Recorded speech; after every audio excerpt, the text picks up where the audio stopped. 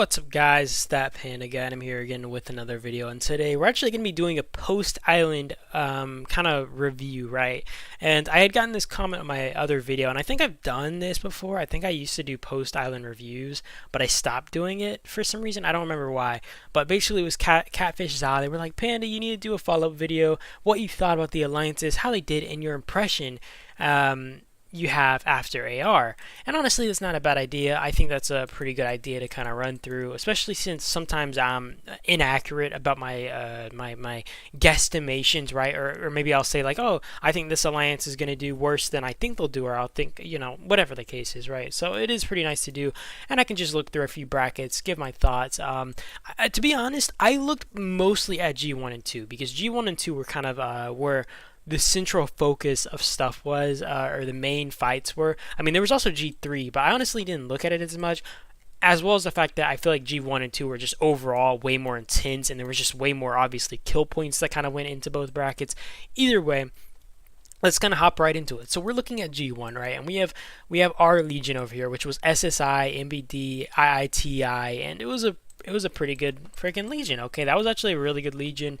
I would say like the only issue here is like the language barrier, and I think NBD and maybe IITI, I don't know. And I think even like Azure, I heard there was like language barrier issues, right? And that, like, obviously that has to do with, I think, the fact that a lot of the original SSI players, when we kind of merged into them, because if you guys don't know, this was actually a temporary merge for Island, right? Obviously we like, this isn't like a permanent merge, but we merged with them, right? And a lot of these guys are Chinese, and I guess like the markers were kind of messing with people. And I mean, there is like a translation thing on it, but I guess like I don't know, like people were just getting annoyed by the markers. I would say like that was maybe the biggest flaw there. But honestly, I feel like SSI came out with some of the craziest field work, and I definitely expected more from ROK. I'm not gonna say they're weak or anything. I expected them to fight more over like mid, right? Because the first day we kind of went down here and we went for the 7, and we actually pushed up their checkpoint, which was kind of stupid on our part because I think we just egoed it, and I think that kind of happens when you just are point hungry and you're kind of like, you have a really big ego because you're being really strong. But we walked up to their checkpoint, and I actually had one of my marchers get stuck, plus a lot of people, so we actually ended up running back to the level 7, where we did actually get the cement, and we also like were able to kind of mostly control the field around the 8 and get the cement every time. So overall, I feel like we had a lot of good field domination in this case, and I think one of the biggest issues for ROK might have been their I feel like they maybe underestimated us, or maybe they were just unorganized this time around. Like, I definitely don't think ROK is weak. Like, I'm not trying to be some insultive person, but I feel like they definitely were less organized this time, and I feel like they could have probably done better if they were maybe more prepared, expected this matchup better or whatever. Overall, I still think that they did really good. Honestly, really respect what ROK did, because people confused how ROK lost, or like what happened exactly, because they were holding just fine up mid, and I think what ROK did was honestly one of the smartest things they could have done, because you see this so much where for example, if we were to fight ROK for, let's say, 20 hours straight, right? Eventually, their trades might get worse and worse, and I think they were just losing completely in field control, right? Like, they were definitely making us struggle, right? Because obviously we had to spread our forces into kind of messing with Crimson and stuff, but ROK was kind of crushing us over here, and we were kind of struggling to pop their tower. We were struggling to put some pressure on them, and honestly, I think that they could have really I feel like they could have made it really hard for us, but I think at the end of the day, I think they realized that they wouldn't have been able to kind of sustain maybe their field pressure, maybe their activity levels, or whatever the case, and they just randomly evacuated after pushing long enough, right? Like, they pushed Azure back a good bit, they kind of pushed back against Jade, did some rallies on their towers, and after enough fighting up mid, they just decided to evacuate. And the only reason I can assume this is maybe because Crimson started getting pushed back and they were unable to kind of continue fighting. Not to mention the fact that Azure, right? I think Azure, well, they were kind of giving up, honestly. So I think Azure was about to get out for the count, but Azure was still in there, right? Like, I think they still had enough troops maybe and stuff, manpower maybe, to still kind of sustain, but I think it would have been hard for them to kind of really do anything in here. But overall, I think ROK ditching mid was really smart, because, guys, like, so many bases always get zeroed at mid, and I think people get down to an ego hold, right? Even if you're trading really bad on towers, even if you're struggling to keep towers full, which makes your trades even worse, you keep holding up there, and then you get slowly pushed back, and that becomes a really big issue. Whereas ROK just stopped defending towers, they didn't defend them at all, and they just evacuated as many people as possible. Whereas we still got some bases zeroed, obviously. It was way less than if they held out for multiple hours. People felt secure up mid. Maybe they thought, okay, well, this defense is holding really well, and boom, we get a bunch of bases zeroed. In this case, we still zeroed bases, but it wasn't as many as we maybe would have before. So overall, I think this was a really nice play on ROK's part. I think SSI still did really good as well. Just like I said, I think field domination was kind of crazy here. That's usually what ROK dominates in, which makes it really hard to always fight them. I think both the legions did what they could. I feel like legions usually get insulted on the side for maybe not contributing enough, and it's kind of hard to really blame them even if they don't contribute enough, because you got to understand these legions on the side.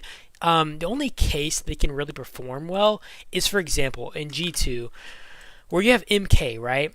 And I think MK kind of made this performance way better. I mean, obviously, I'm propping up MK a lot. I'm not going to say the other alliances did nothing. They didn't run rallies or anything. Like, they obviously still did their performance. But I think having a player like that, having a player like MK who can run these rallies, take insanely good trades, run garrisons with, like, let's say 5 to 6 million might heroes, can make all the difference. You know what I mean? Whereas these legions, for example, they might be defending towers, but they're trading 1 for 2, 1 for 3, right? And that's just not sustainable. It's not worth it. It's not good, especially like with the amount of deaths they're going to be kind of just taking, and they're going to get pounded down. And even the swarms, they can't sustain the swarms. You know what I mean? I just think it's usually hard, and I feel like legions usually get bashed a lot in the top brackets by either like the legions are allied with or something, and it's kind of sad to see. I kind of feel bad for them because I can understand where they're coming from. I can't really blame them if they lack fighting ability, you know what I mean? Either way, let's hop into G2. G2, I was honestly surprised pleasantly, right? Because I think DHX dominated way more in the field than I expected them to. Like, I definitely thought they were kind of going to get pushed, right? Like, really hard, and I thought they were going to struggle. Not to mention, I do think that their alliances and their legion were definitely helping to the best of their ability, which was really nice to see. I also think that Azure performed extremely well. I think that Crimson got in a really rough situation. I forget if it was the same situation as G1, because in G1, we actually built in a way that we were able to block them off before they were able to even connect to mid. So it forced Crimson to kind of try to wrap around the mountain and hit us from our flank, as well as they built into our flank over here. And then we pressured them from, like, I think it was 3 angles. Like, we pressured them right here, and pressured them on the back, which kind of spread them out as well, which honestly, in their case, they should have just focused on one focal point at that point and just given up one side, because I don't know, I think it just worsened their trades and made it hard for them to kind of defend towers properly. Sorry, I'm like freaking gasping for air over here. But in G2, I think they kind of did the same, where Crimson was kind of just put in a bad situation. I don't think they really had the whale power, the T6 power to kind of compete here. I don't think they were really able to do anything. They couldn't push the field. They couldn't drop a tower. Even if they dropped a tower, what's to say they would defend that tower properly without just feeding kills? I really feel for Crimson. I think they were just kind of stuck in a rock hard place. Also, I did notice something, and I kind of wanted. I'm like considering doing a video on this, if it's worth even holding checkpoints in AR, right? And I'm thinking about doing a video specifically talking about this. But I've noticed something. And I think one of the worst parts about holding a checkpoint is that you can take multiple rallies, and it's 100% deads. And I was watching Z's live stream, and if you guys don't know Z, you can look him up. Z, Doomsday Last Survivors, you can look that up on YouTube. But I was looking at one of his live streams, and I was talking to him in the chat, and he basically was talking about how checkpoints are such strategical points, but one of the worst things about them is the fact that you get 100% deads on them. Not to mention that it's just, I feel like it's advantageous yet disadvantageous at the same time for defenders, because you got to understand, as defenders, let's say you're defending this level 6 checkpoint, you're the only ones who can cross through, you can run counter rallies through here, whatever. One of the worst things about it is that you have to march from your bases up to the checkpoint. For one, right? To reinforce it, fill it, and like I said, you get 100% deads, right, on either side. Not to mention that rally attacks can send multiple rallies, right? And that's always one of the worst things. Obviously, the same thing can happen on towers, but I think it's a little bit harder on a checkpoint given like the situation you got to kind of hold it in. And when you're taking multiple rallies and like I don't know, only one rally is taking counter damage, especially when you have whales like MK. It's so hard to take really good trades that sometimes it might honestly, and you also got to understand, if you're getting rallied by 2 legions, right? It might not be worth holding this checkpoint because if you do give it up, at least only the 1 legion can kind of attack back here. And the reason I say that is, like I said, they're 100% dead if you're taking on multiple rallies. And in this case, they had MK, so if they had multiple insane whales just rallying this just makes it really hard for them to sustain here. And they had towers behind the checkpoint, right? And I think in this case, just defending the towers behind the checkpoint is, I would say, the most advantageous you can get here, because you got to understand, as defenders, you know, like if DHX wanted to kind of siege HMB's towers back here, and they didn't defend this checkpoint at all, they could have reserved some energy back here, right? DHX would have to march all the way over here, meaning that they would have to give up kind of field control, right? Or at least a portion of their field control, because unlike, you know, being tower v tower right next to each other, you can't just refresh your marches as soon as you want, right? You're gonna have to kind of dominate the field at a distance. Not to mention that, you know, Azure or something, they wouldn't have been able to help unless they were to strike from behind, like in this case, right? Unless they were to build from behind, they couldn't just help you with rallies like they could on a checkpoint.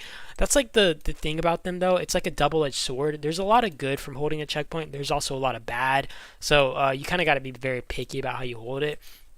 I think DHX kind of were like rallying back and forth on this checkpoint for too long, and I think it kind of put them in a really weird situation, because I think HMB felt really comfortable behind this checkpoint because of that, and like DHX kept giving up the checkpoint and stuff.